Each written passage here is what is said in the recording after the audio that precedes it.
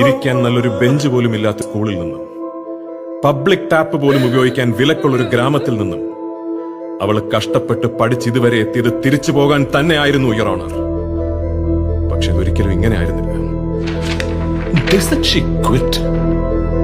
No, she did not quit. She was forced. കൊച്ചു ഗ്രാമത്തിൽ നിന്നും ഒരുപാട് സ്വപ്നങ്ങളുമായി പുറപ്പെട്ട മകൾ, ആ മകളുടെ ശവശരീരം ഏറ്റുവാങ്ങാൻ എത്തിയ പിതാവ്. നമ്മളുള്ള വിശ്വാസത്തിൽ പേര് പുറത്തു പറയരുത് ചേട്ടാ എന്നുകൊണ്ട് എത്ര മെസ്സേജ് ഇന്നലെ മുതൽ വരുന്നറിയാം. അപ്പൊ അതിൽ മെസ്സേജ് ആണെന്ന് വായിക്കാം. Doctor Ram is a psycho. He motivate students to suicide. He teaching communalism. He collect fine of 100 രൂപ മുതൽ 1000 രൂപ from students for silly things like forgetting to take text books. He address the students like fatty, blacky, white cockroach, transgender, slum dog. We are suffering gender colour discrimination from him. ഞാൻ പറയുന്നത് ഇത് ഏത് ബാച്ചിലെ കുട്ടി അയച്ചാന്ന് പറയുന്നില്ല, പക്ഷെ ആ കോളേജിൽ പഠിക്കുന്ന കുട്ടി അയക്കുന്നതാണ്. വേറൊരു മെസ്സേജ് ഞാൻ വായിക്കട്ടെ. വേറൊരു കുട്ടി അയക്കുകയാണ്. തടിച്ച ഗേൾസിനെ ഫാറ്റി എന്ന് വിളിക്കും, കുറച്ച് ഇരുണ്ട സ്കിന്നുള്ള കുട്ടികളെ ബ്ലാക്കി എന്ന് വിളിക്കും, ഫെയർ അല്ലാത്ത കുട്ടികളെ ട്രാൻസ്ജെൻഡർ എന്ന് വിളിക്കും. ഇനിയും നിനക്ക് ഞാൻ പറഞ്ഞത് മനസ്സിലായില്ലെങ്കിൽ go and have a look at yourself in the mirror. പോയി കണ്ണാടി നോക്കടി. 1 അവർ ലെക്ചർ ക്ലാസ്സിൽ 10 മിനിറ്റ് ക്ലാസും 45 മിനിറ്റ് കുട്ടികളെ ജഡ്ജ് ചെയ്യാനുമാണ്. He is a criminal. ക്ലാസ്സിൽ വന്ന് പച്ചയ്ക്ക് വർഗീയത പറയും, സൂയിസൈഡ് ആൻഡ് മോട്ടിവേഷൻ തരും. ഒരാളെ ഇൻസൾട്ട് ചെയ്യുമ്പോൾ നമ്മൾ ചിരിച്ചില്ലെങ്കിൽ നമ്മളെ ചിരിപ്പിക്കാൻ അടുത്തിരിക്കുന്ന സ്റ്റുഡൻസിനെ കൊണ്ട് തലയിൽ അടുപ്പിക്കും. ആ കോളേജിൽ പഠിക്കുന്ന കുട്ടികൾ, അവിടുന്ന് ഇറങ്ങിപ്പോയ അലൂമിനികളൊക്കെ ഇന്നലെ മുതൽ നമുക്ക് അയക്കുന്ന മെസ്സേജുകളുടെ ബാഹുല്യം കണ്ടു കഴിഞ്ഞാൽ അറിയാം ആ കോളേജിൽ എന്താണ് സംഭവിക്കുന്ന കാര്യം എന്താണ്. ഒരു 2ാം ക്ലാസ്സുകാരന്റെ പാഠപുസ്തകത്തിൽ ഇതുപോലെ ഫെയർ, അഗ്ലി എന്ന് വേർതിരിച്ച് കാണിച്ച് ഒരു 6 വയസ്സുകാരന്റെ മനസ്സിൽ അവനെ പറഞ്ഞു പഠിപ്പിക്കുന്ന നിറത്തിന്റെ രാഷ്ട്രീയം. The politics of discrimination, the politics of hate, പച്ചയായ ജാതിയുടെ രാഷ്ട്രീയം.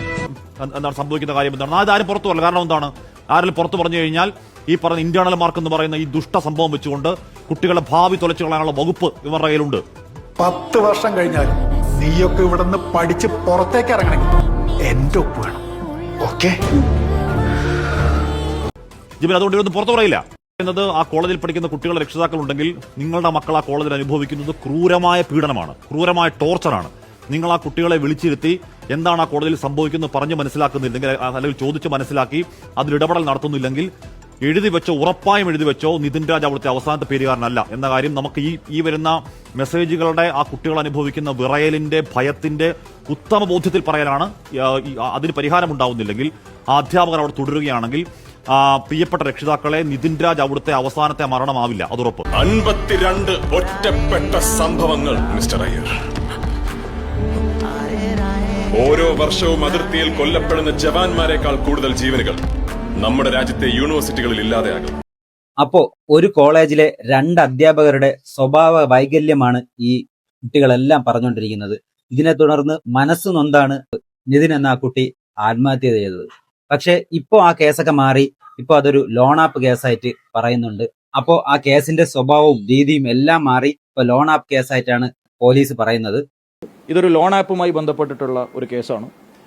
ഈ വിദ്യാർത്ഥി കഴിഞ്ഞ ജനുവരി മാസ സമയത്ത്, ഡിസംബർ ജനുവരി മാസ സമയത്ത് ഒരു ലോൺ ആപ്പിലൂടെ പണം കടമെടുത്തിരുന്നുവെന്നും അതുമായി ബന്ധപ്പെട്ടിട്ട് നിരന്തരമായിട്ടുള്ള ഫോൺ കോളുകൾ ഈ വിദ്യാർത്ഥിക്ക് ലഭിച്ചിട്ടുണ്ട് എന്നും, ലോൺ എടുക്കുന്ന സമയത്ത് കോളേജിലെ തന്നെ മറ്റൊരു ടീച്ചറുടെ നമ്പർ ഈ ലോൺ കൊടുത്ത ഏജൻസിക്ക് ലഭിക്കുകയും ആ ടീച്ചറെയും ലോൺ ഡിഫോൾട്ട് ആവുന്ന സമയത്ത്, ഡ്യൂ ആവുന്ന സമയത്ത് ഈ ലോൺ ഏജൻസി വിളിക്കുകയും ചെയ്തിട്ടുണ്ട് എന്ന് നമ്മൾ മനസ്സിലാക്കിയിട്ടുണ്ട്.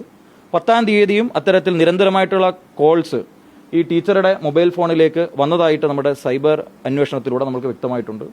ആയതിനെ തുടർന്നിട്ടുള്ള ഒരു മാനസിക സമ്മർദ്ദം കൂടെ ഇതിലേക്ക് നയിച്ചിട്ടുണ്ടാകാം എന്നുള്ളതാണ് അന്വേഷണ സംഘത്തിന്റെ പ്രാഥമിക വിലയിരുത്തൽ. എന്തായാലും നിതിന് നീതി കിട്ടണം. നിതിന്റെ കുടുംബം, ആ അമ്മ കരയുന്ന കരച്ചിൽ നമുക്ക് കണ്ടു നിൽക്കാൻ പറ്റുന്നില്ല. ആ അമ്മയുടെ കരച്ചിൽ, ആ കണ്ണുനീരിന് നീതി കിട്ടണം. ഇതിന് കാരണക്കാരായ എല്ലാവരെയും നിയമത്തിന് മുന്നിൽ കൊണ്ടുവരണം. നമ്മളുടെ ഓരോരുത്തരുടെയും സൗണ്ട് നിതിന് വേണ്ടി ഉയരണം. ജാതിയുടെയും മതത്തിന്റെയും വർഗത്തിന്റെയും കളറിന്റെയും പേരിലുള്ള ഈ വിവേചനം നമ്മുടെ നാട്ടിൽ നിന്ന് തുടച്ചു മാറ്റണം. ഇനിയൊരു നിതിൻ നമ്മുടെ നാട്ടിൽ ഉണ്ടാവാതിരിക്കട്ടെ.